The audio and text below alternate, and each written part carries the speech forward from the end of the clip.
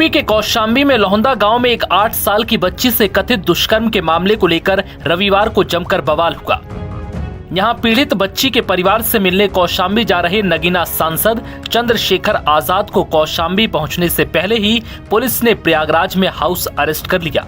प्रशासन ने धारा 144 का हवाला देकर उन्हें रोका तो वो अपने समर्थकों के साथ सर्किट हाउस में ही धरने पर बैठ गए, जिसके बाद नगीना सांसद चंद्रशेखर के समर्थकों का गुस्सा फूट पड़ा।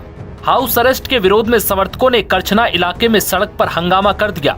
लोगों ने पुलिस की गाड़ियां तोड़ दी और बसों पर जमकर पथराव किया। इस दौरान पुलिस की करीब 8 गाड़ियों में तोड़फोड़ कर उन्हें नुकसान पहुंचाया गया। इसके साथ ही बसों समेत 7 प्राइवेट गाड़ियों को भी तोड़ दिया। दरअसल 28 मई को यहाँ एक कथा के दौरान बच्ची के साथ कथित बलात्कार की घटना सामने आई और गांव के ही एक युवक पर बच्ची के साथ रेप करने का आरोप लगा। पुलिस ने अगले दिन आरोपी को गिरफ्तार कर जेल भेज दिया था। आरोपी के पिता रामबाबू तिवारी ने अपने बेटे को निर्दोष बताते हुए 4 जून को जहर खाकर आत्महत्या भी कर ली थी। इस बीच चंद्रशेखर पीड़ित बच्ची के परिजनों से मुलाकात करने के लिए रविवार को प्रयागराज के बमरौली एयरपोर्ट पहुंचे, लेकिन प्रयागराज पुलिस ने उन्हें एयरपोर्ट से बाहर निकलते ही रोक लिया, जिसके बाद पुलिस उन्हें सर्किट हाउस प्रयागराज लेकर गई। जिसके बाद चंद्रशेखर ने क्या कुछ कहा, सुनिए।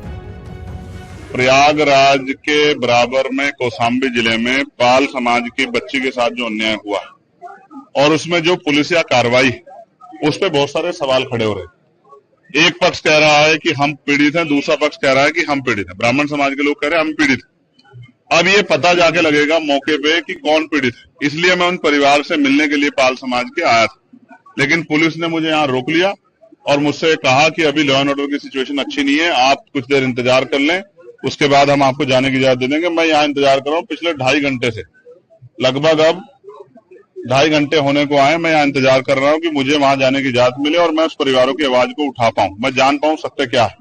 इसी तरह करछना में जो अन्याय हुआ कि एक शेड्यूल कास्ट के व्यक्ति को जला के मार दिया, उस परिवार को न्याय मिले, उस परिवार के साथ जो डर भय का माहौल खत्म हो, उसके लिए मैं यहाँ हूँ। लेकिन अभी तक पुलिस ने कोई ठोस जवाब दिया। मैं कुछ देर और इंतजार करूंगा। अगर पुलिस ने जो वादा किया है कि हम आपको जाने देंगे या परिवार से मिलाएंगे, अगर पुलिस पे खरी उतरती तो फिर मैं कूच करूंगा, कौशाम्बी भी जाऊंगा और करछना थाने वाले परिवार से जाकर उनसे मिलूंगा, उनकी न्याय की लड़ाई को मजबूत करूंगा। आप धरने पे भी बैठे हैं, क्या कारण है? मैं इसीलिए बैठा हूं कि क्या उत्तर प्रदेश में कानून व्यवस्था इतनी कमजोर हो गई है कि एक सांसद अपने परिवार से नहीं मिल सकता है? क्या हो गया उत्तर प्रदेश में? हम इलाहाबाद में, जहां पूरे उत्तर प्रदेश के लोग आते न्याय मांग रहे हैं, हम तो लंबे समय से मेरठ में हाईकोर्ट की बेंच की मांग को भी उठा रहे हैं, लेकिन इलाहाबाद में इसलिए मुझे तो रोका गया। अपराधियों क्यों रोका गया? यहाँ 500-700 पुलिस लगा के क्यों रोकना चाहते हो?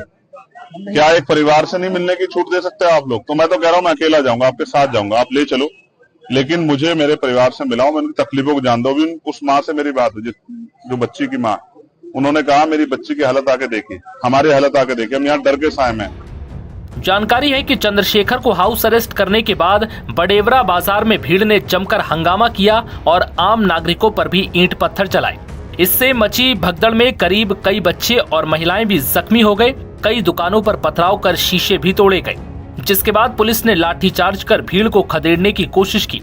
हालात काबू में करने के लिए पीएसी और आरएएफ को भी मौके पर बुलाया गया, जिसके बाद भीम आर्मी के 17 कार्यकर्ताओं को पुलिस ने हिरासत में ले लिया।